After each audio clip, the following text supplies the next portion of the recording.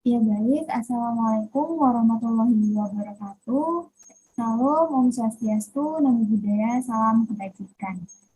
Kepada yang terhormat Bapak Longgar Gilawa, selaku dosen pengampu mata kuliah Sistem Informasi Akuntansi, dan teman-teman yang saya banggakan. Sebelumnya perkenalkan, nama saya Vanessa Aljaya Kamila dari Prodi Bisnis Digital kelas 2021A. NIM akhir saya 027.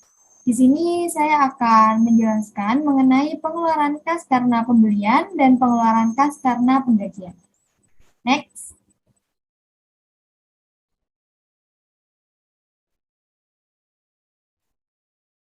Ya, di sini yang pertama, kita akan membahas mengenai aktivitas pembelian dan pengeluaran kas. Next. Yang pertama, kita harus tahu terlebih dahulu apa itu pengeluaran kas dan apa itu pembelian. Yang pertama, kita harus mengetahui terlebih dahulu sistem akuntansi pembelian. Di sini sistem akuntansi pembelian itu merupakan rangkaian kegiatan bisnis dan operasional pemrosesan data terkait dengan hubungannya pembelian serta pembayaran barang dan jasa. Lalu untuk sistem akuntansi pengeluaran kas itu merupakan pengeluaran kas apa saja yang ada pada perusahaan itu dapat dilakukan dengan menggunakan cek maupun menggunakan dana kas kecil yang biasanya terdiri dari jumlah yang relatif kecil. Jadi dapat kita ambil kesimpulan bahwa siklus pengeluaran ini merupakan serangkaian aktivitas bisnis dan kegiatan pengelolaan data yang hubungannya dengan pembelian dan pembayaran atas barang dan jasa yang telah dibeli. Untuk transaksi akuntansi yang dilaksanakan di sini terdapat 4, yaitu pembelian, penerimaan jasa, penerimaan barang dan jasa, lalu pencatatan utang, dan pelunasan utang. Next.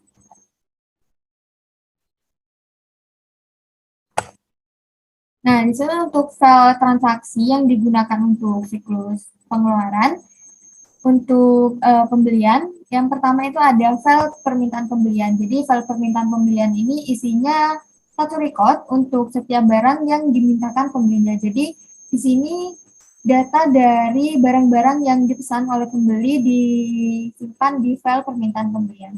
Lalu yang kedua ada file order permintaan terbuka. Jadi file order permintaan terbuka ini isinya satu record untuk setiap pesanan pembelian yang telah dikirimkan.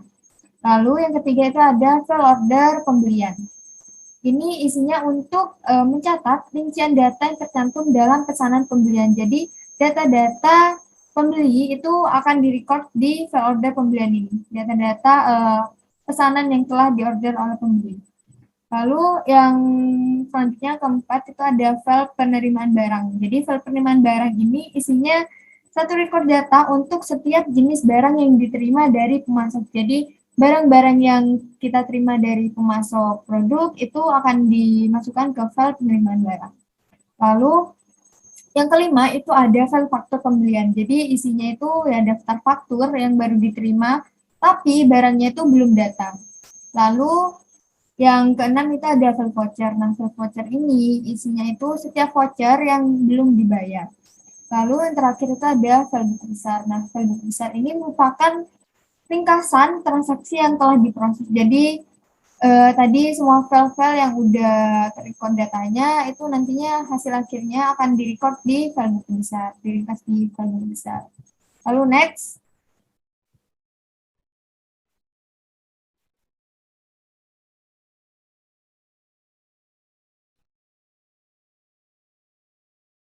Next.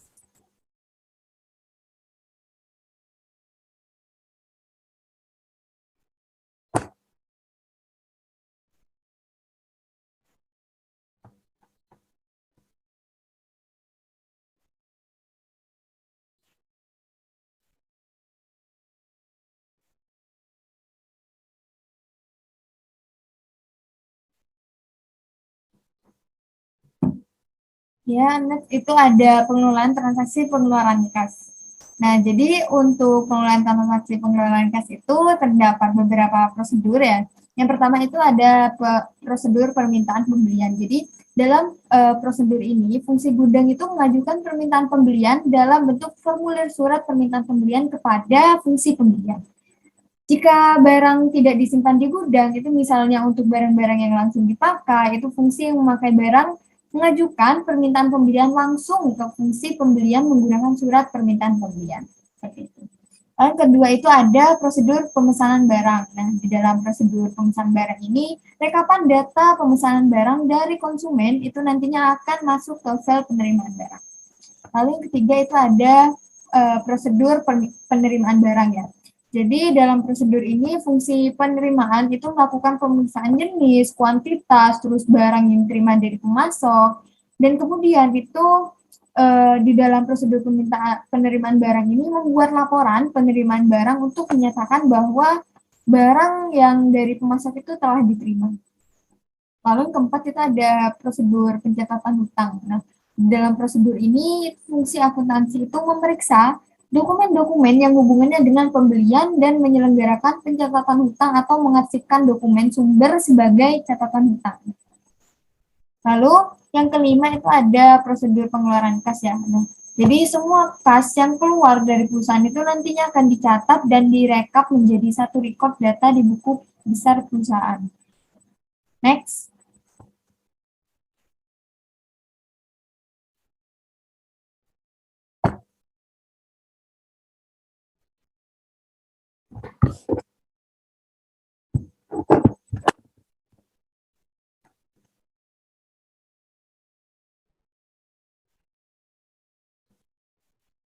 Ya di situ dalam pengeluaran kas itu ada yang namanya sistem batch pada pengeluaran kas. Jadi di situ terbagi menjadi 3 departemen dan masing-masing departemen itu memiliki tugas yang masing-masing. Jadi misal departemen 1 itu mengumpulkan dan memproses data.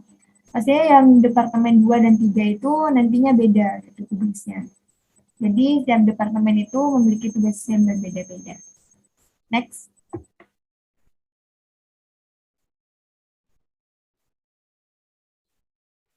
Ya, di situ ada komponen pengendalian internal pengeluaran kas menurut CUSO 2013.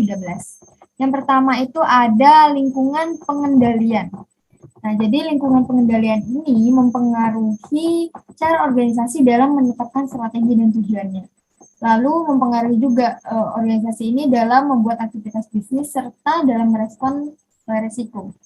Lalu yang kedua itu ada penentuan risiko. Jadi penentuan risiko ini merupakan kemungkinan suatu peristiwa yang akan terjadi dan dampaknya merugikan perusahaan. Risiko ini bisa berasal dari pihak internal perusahaan maupun dari pihak eksternal. Lalu yang ketiga itu ada aktivitas pengendalian. Nah, aktivitas pengendalian ini kita perusahaan itu membuat prosedur untuk memberikan arahan kepada karyawan. Lalu yang keempat itu ada informasi dan komunikasi. Jadi memberikan pemahaman yang jelas mengenai kebijakan dan prosedur pengendalian yang digunakan oleh suatu organisasi atau perusahaan. Lalu yang kelima atau yang terakhir itu ada pengawasan. Jadi setiap pengendalian internal yang digunakan oleh perusahaan itu harus diawasi secara berkelanjutan dan setelah itu harus dievaluasi agar tahu kurangnya itu di mana. Lalu next.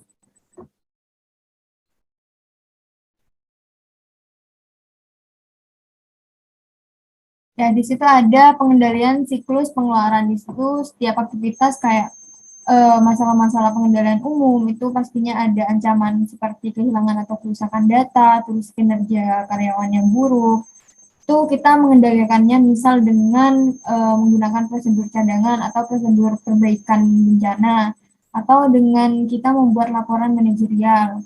Terus itu ada permintaan pembelian. Jadi ancaman yang biasa terjadi di tahapan ini, di aktivitas ini biasanya pencatatan persediaan itu tidak akurat, terus membeli barang itu tidak diperlukan, lalu membeli barang kualitasnya rendah.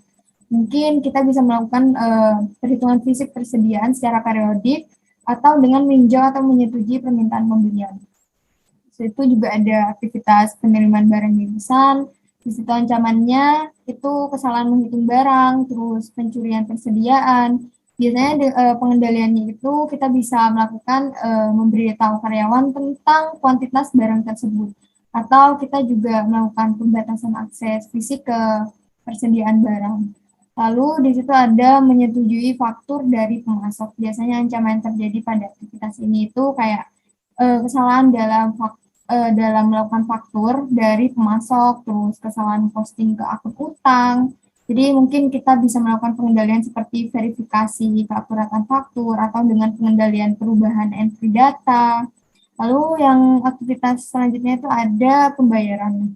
Misal ancaman yang terjadi itu biasanya kita itu membayar barang yang tidak diterima, lalu ada pencurian kas yang biasanya terjadi.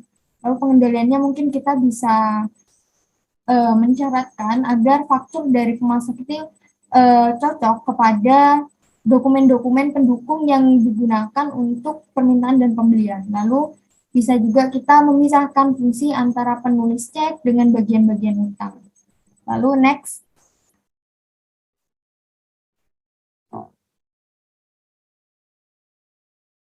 Nah, yang kedua kita akan belajar mengenai pengeluaran kas karena penggajian. Next.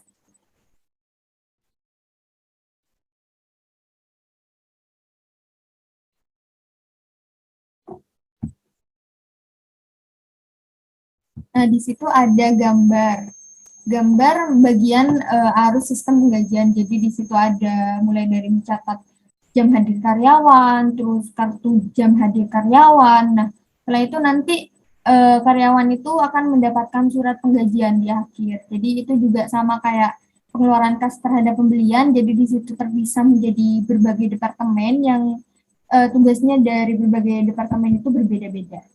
Next.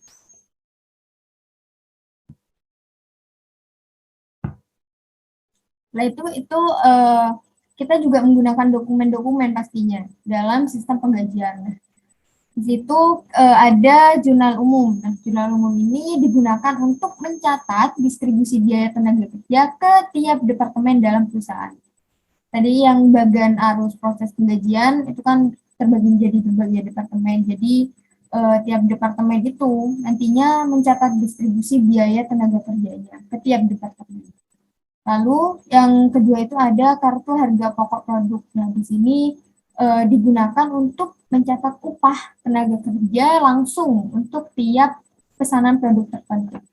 Lalu yang ketiga itu ada kartu biaya. Jadi kartu biaya ini digunakan untuk mencatat biaya tenaga kerja tidak langsung dan biaya tenaga kerja non produksi tiap departemen dalam perusahaan. Lalu yang keempat itu ada kartu penghasilan karyawan. Nah, kartu penghasilan karyawan ini digunakan untuk mencatat penghasilan berbagai potongan yang diterima oleh karyawan. Next.